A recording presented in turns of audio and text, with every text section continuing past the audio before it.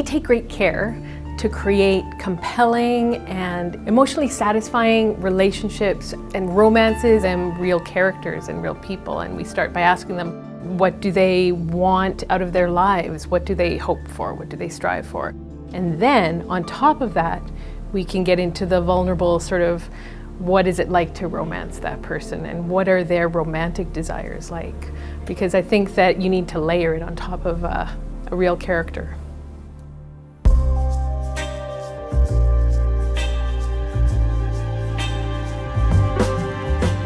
We do draw on personal experience, of course, but I mean, sometimes we're also writing characters that don't have the same sexual preference that we do, or who are aliens and have scaly bodies or squishy bodies, or maybe we're the only ones that see the bits in our minds. But at any rate, we have to take what love means to us, what romance means to us, and we put that all in a petri dish. And because what love means for somebody of a different sexual preference or a different species probably feels the same. And I think that's ultimately what we're going for, is we're going for something visceral and emotional. So I think that every time we approach a new game, we want to create a new journey for this specific character, because I think that's really important.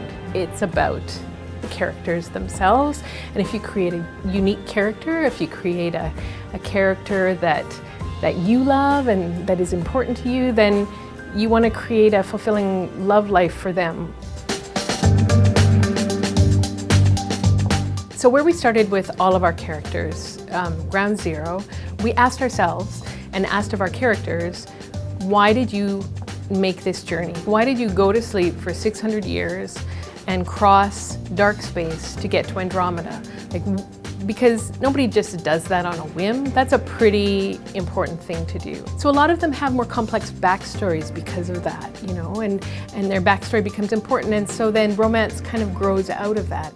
As an extension of that, what is the need for love that they have? And there are a couple of characters in the game who actually are not interested in romances, and you can flirt with them and they're just like, no, I came here to do a job, and so I'm not interested in pursuing that kind of part of my life. But then there are other characters who come to Andromeda as a fulfillment. They want to make their lives better. They want to find another home. And in searching for another home, then they want to hook up and have babies, like space babies, clinky slurpy babies maybe.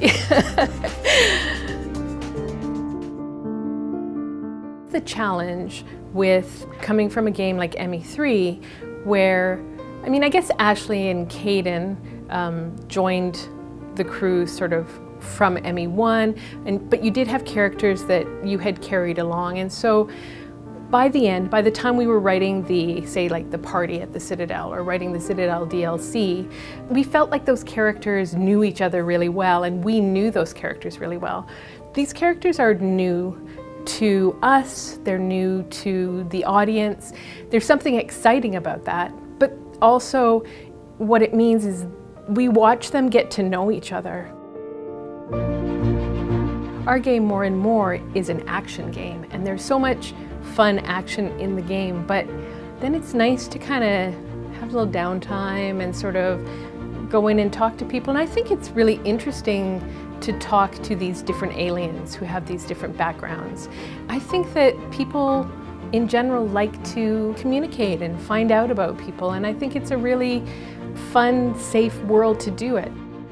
The reason that I love it is that this world is all new to me. It's like having new friends. I know that sounds so cheesy, but it really is like having new friends, that you can kind of go, oh, so Liam, what's your deal? Like, oh my God, like your mom was a mechanic, and it's super fun.